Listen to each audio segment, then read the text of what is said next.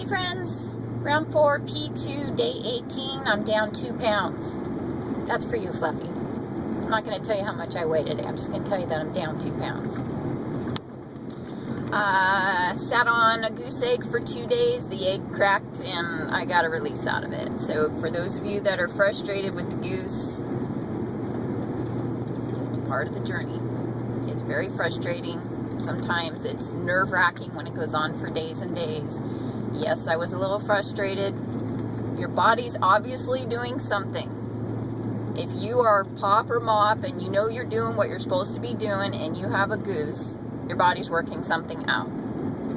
So I ate a few more macadamia nuts yesterday than I normally do, and added some fat in. That's just what I needed. I know that's what works for me.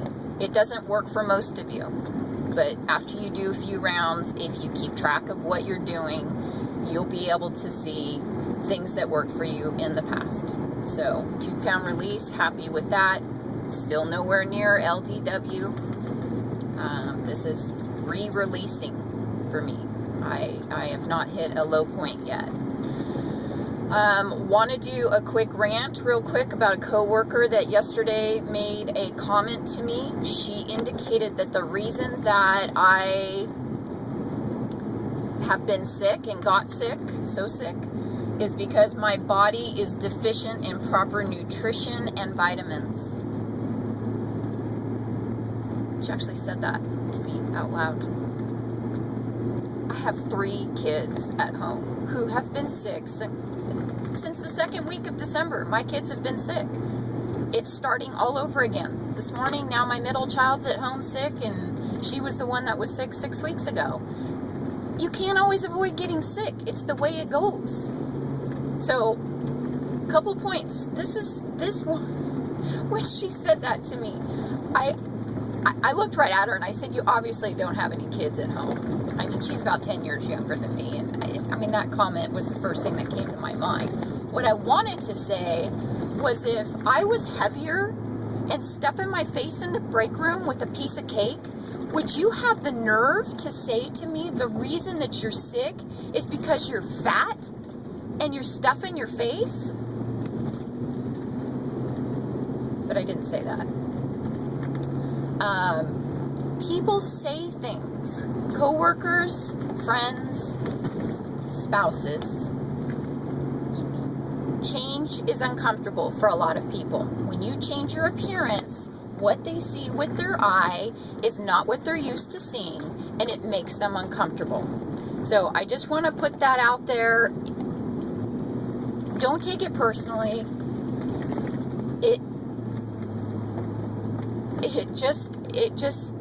It doesn't really matter. Put your walls up. Just thank them for their concern. Put your wall up and realize that that person obviously has an issue with your appearance. It doesn't mean you have to absorb that energy, deflect it. Know that you're doing the right thing for yourself and remind yourself of that. Because they tell you you're too thin or you're skinny does not give you license to go and eat something off protocol that day because of that. I mean, stay on track. Do what you need to do. I no longer share my total amount loss with people. It's no one's business. I don't even share the protocol I'm following, because the few times that I have shared it, it freaks people out. Even when you say low carb, there's those anti-low carb people out there that, oh, you know what you're doing to your body? That high fat, that's just wrong. So I don't need to hear it. And then I almost don't even share what I eat anymore. What I'm eating has greater value than going to a fast food restaurant. I mean, I eat really well when on protocol, and I just don't eat as much as the common person eats at each meal. You guys know this. And so when you start talking about what you eat, people look at you and wonder, how could you possibly lose weight on that type of diet? I mean, it just confuses people. So then if you start talking, well, you add a hormone and then, you know, you're ingesting this, blah, blah, blah, blah, it freaks them out. So I don't share any of that anymore. Even the people that have really gone in depth and asked a lot of questions about it and talked about it, you know, with them, in the end, they're almost horrified by it. So I don't. Let's see. What else do I got going on?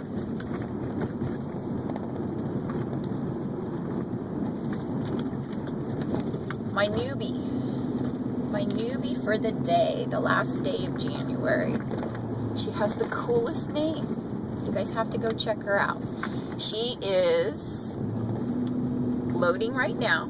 She's doing injections. Her first Vlcd is tomorrow, Friday. Let me see if I can get her name right. It's Persephone. So it's Persephone,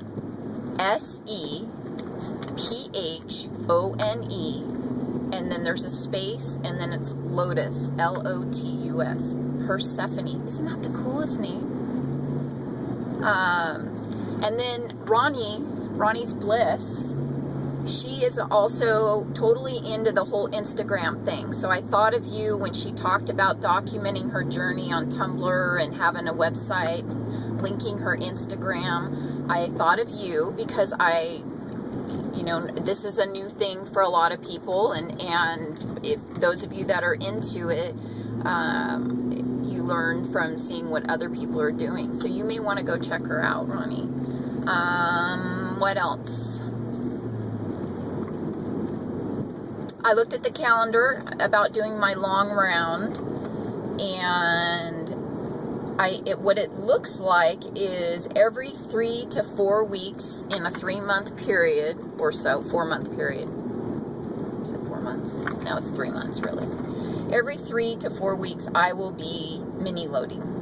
I will be doing a day or two of adding fat back into my diet to recharge. It's controversial. It's rogue, it's rebel,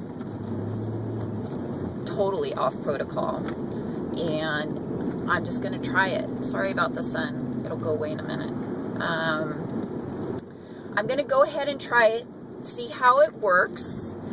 I've got events that are in place well, if you call Super Bowl an event. Super Bowl weekend, I don't want to take the chance of cheating. So I already know what's coming. I'm not going to set myself up. I'm not going to fight it. I'm just going to roll with it. It's my journey. It's my life. I'm doing what I'm doing. So, Super Bowl Sunday, I will be eating items that contain fat. I'm not going carb crazy. The last weekend or so of February, I have a trip planned with my mother and my sister. Again, I will probably be trying out a planned interruption on that day. I've never done a planned interruption. I've always just done fast mini load cheats.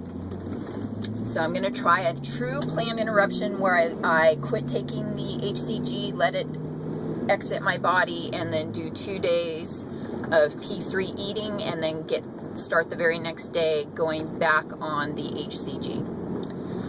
And then in March we have Easter. And that's a big deal for me. I'm going to be doing the same thing for Easter. And then depending on how I feel, I will go to my 1-year anniversary, which is April the 19th. I'm just going to kind of see how that's my plan right now, but that may not be what ends up happening. That's just what I'm thinking about doing. So, all right, guys, go check out that newbie, and I will see you tomorrow checking in to let you know what I release then. Take care. Ciao.